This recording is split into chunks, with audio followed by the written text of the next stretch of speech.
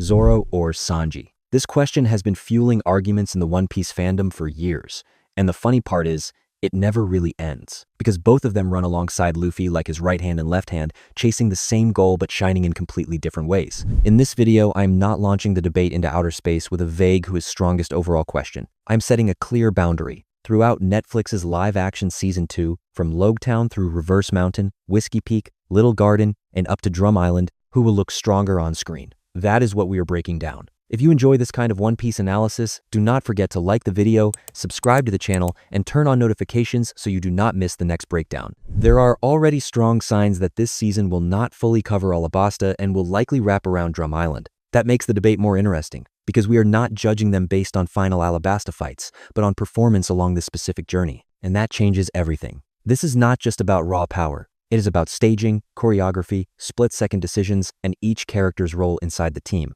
In live action, those things drastically affect the perception of strength. So I am structuring this comparison around three clear pillars. First, damage output and finishing power, meaning who can silence the entire room in one scene. Second, durability and stamina, how much you take and still get back up.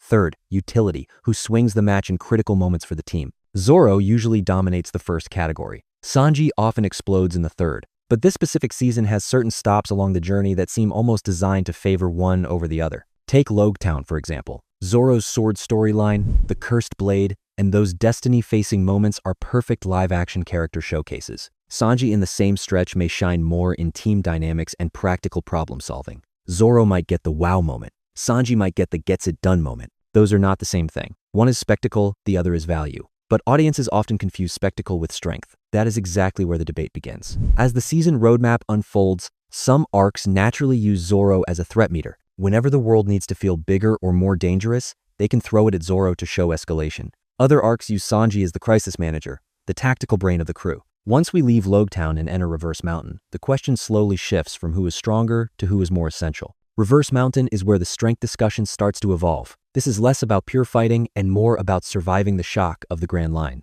When faced with something massive like Laboon, Zoro's instinct leans toward cutting through the obstacle.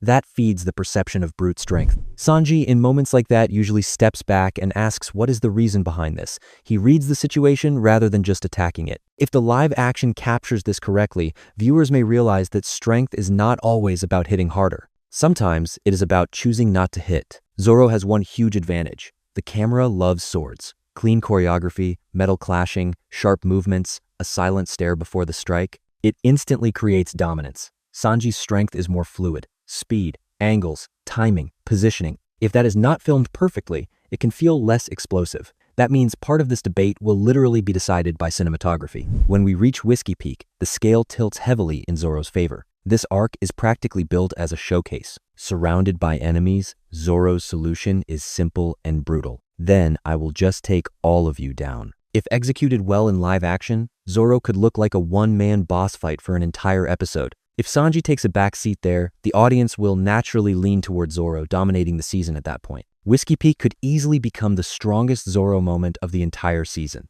But underestimating Sanji would be a mistake. His power often works quietly. He spots the detail others miss. He solves problems without drawing attention. When chaos erupts, he stabilizes the field. If the adaptation presents that clearly, viewers might realize something important. Zoro wins battles. Sanji sometimes prevents battles from happening at all. Little Garden becomes the hidden turning point. This arc is less about who hits harder and more about who stands in the right place at the right time. Zoro's blade-clearing threats will always look impressive, but Sanji's crisis management, quick thinking, and adaptability could gain real value here, especially in a chaotic environment filled with unpredictable dangers. Themes like pride, willpower, and stubborn resolve also play a role. Zoro embodies iron determination. Once he decides something, he does not back down. Viewers often interpret that kind of unshakable resolve as strength. Sanji's stubbornness, however, is usually tied to protecting others. Zoro's mindset is I will not fall. Sanji's mindset is you will not fall. That difference matters. Then comes Drum Island. Here, strength shifts away from counting punches. The environment is harsh, the emotional weight is heavy, survival matters more than dominance. Zoro will still endure. He will still push through pain. But Sanji's protector instinct and empathy may resonate more strongly in a story-driven arc. If the emotional beats land properly, Sanji's quieter strength could shine brighter than expected. So when I step back and look at the full path from Loguetown to Drum Island, the pattern becomes clearer. Zoro will likely dominate in finishing power and spectacle. Sanji will likely dominate in speed, tactical intelligence, positioning, and game-changing decisions. One functions like a tank, the other functions like a utility carry. But viewers want a verdict, and I will give one. If Season 2 ends around Drum Island without fully delivering the massive Alabasta climax fights, my prediction is that Zoro will appear stronger on screen. Whiskey Peak alone could elevate his dominance perception significantly. Sanji's contributions may feel more situational and strategic, which sometimes translates as useful rather than overwhelmingly powerful. However, here is the twist. That does not mean Zoro crushes Sanji. Sanji's strength may not explode in flashy bursts.